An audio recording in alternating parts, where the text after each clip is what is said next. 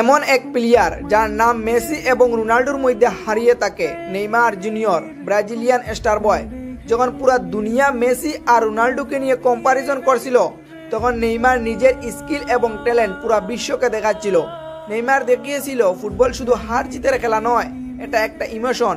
চাহে তুমি মেসির ফ্যান্স অথবা রোনাল্ডোর ফ্যান্স হও না কেন, কিন্তু নেইমারের জন্য রেসপেক্ট সবার কাছে থাকে, কারণ নেইমার নিজের পথ নিজে বানিয়েছে। মেসি আর রোনাল্ডোর মাঝখান থেকেও নিজের পরিচয় আলাদা করে তুলেছে।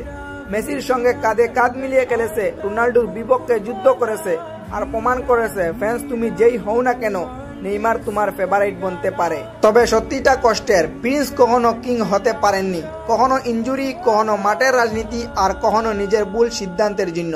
কিন্তু একটা জিনিস নিয়ে কোনো সন্দেহ নেই, ট্যালেন্ট। নেইমার এই প্রজন্মের অন্যতম আন্ডাররেটেড লেজেন্ড। রাজা না হলেও রাজপুত্র গল্প মানুষ কখনো ভুলে যায় না।